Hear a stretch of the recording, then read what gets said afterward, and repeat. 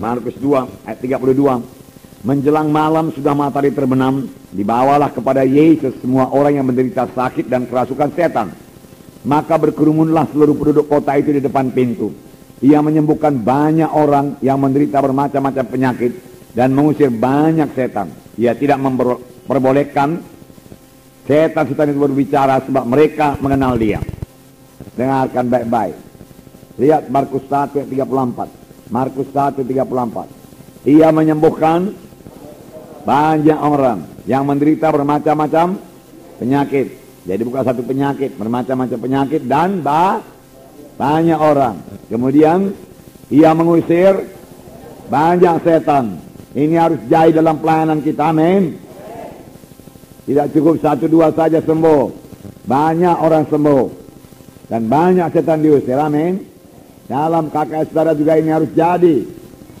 Banyak orang sembuh, banyak setan diusir, amin. Ya, banyak orang sembuh, amin. Ya, sembuh, sehat dan kuat. Nah, itulah pelayanan Tuhan Yesus. Sebab Tuhan Yesus berkata, pekerjaan-pekerjaan yang aku perbuat akan kamu perbuat. Dan pekerjaan lebih besar daripada yang akan kamu perbuat, sebab aku pergi pada Bapa. Sebab Tuhan murah hati, amin. Dan untuk itulah dia datang, untuk menyembuhkan, untuk mengusirkan setan.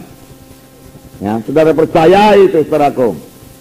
Ya, jangan terus mundur, jangan terus merasa tidak enak kalau ada orang digotong ke KKS saudara.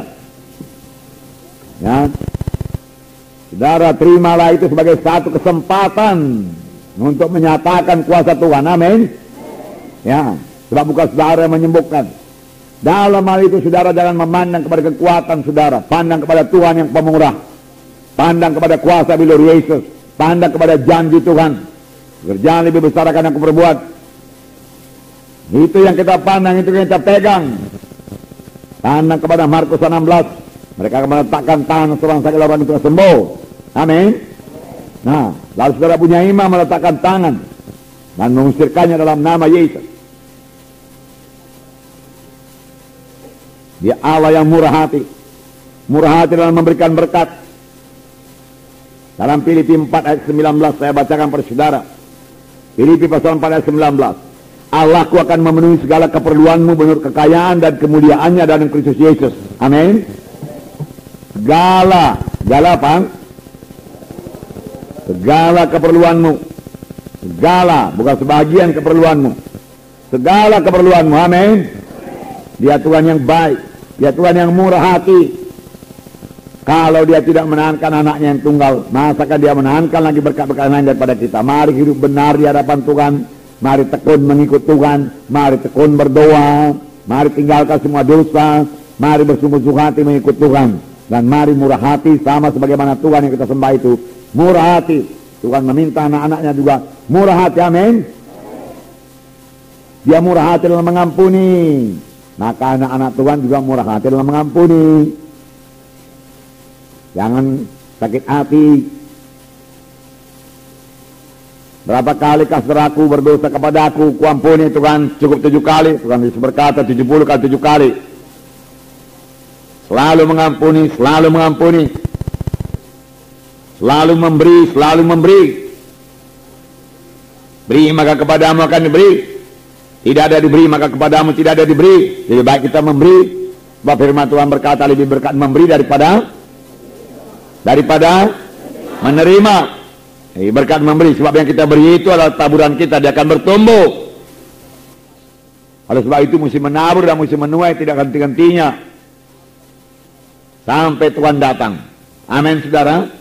Yang banyak menabur, banyak menuai.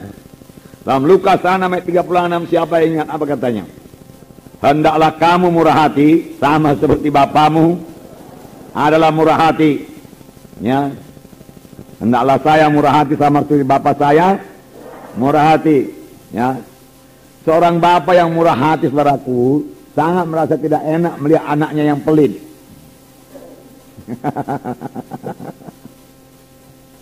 Nanti kalau saudara sudah jadi bapak, saudara akan tahu. Harus murah hati. Murah hati. Amin saudara. Ya. Tuhan Yesus berkata, belajarlah kepadaku karena aku lembut hati dan rendah hati. maka engkau akan mendapat sentosa bagi jiwamu. Sentosa lah yang dicari orang dunia ini.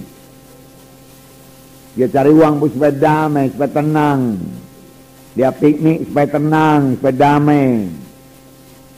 Tetapi damai yang sejati, sentosa yang sejati, belajarlah kepada Yesus. Duduk di bawah kaki Tuhan Yesus, percayai firman-Nya. Mika 6 ayat 8 saya bacakan. Hai manusia, telah diberitahukan kepadamu apa yang baik, dan apakah yang dituntut Tuhan daripadamu? Selain berlaku adil, mencintai kesetiaan, dan hidup dengan rendah hati di hadapan Allahmu. Hidup dengan rendah hati. Adil, bagus. Mencintai kesetiaan, bagus.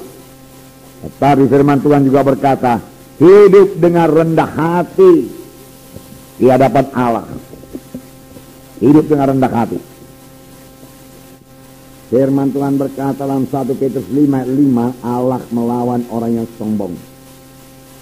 Dalam 1 Petrus 5 ayat 5, demikian jugalah kamu hai orang-orang muda, tunduklah kepada orang-orang yang tua, dan kamu semua rendahkanlah dirimu seorang terhadap yang lain, sebab Allah menentang orang songkak, tetapi mengasihani orang yang rendah hati. Langkah indahnya. Tuhan melawan orang sombong dan mengasihani orang yang rendah hati. Mari kita miliki kerendahan hati.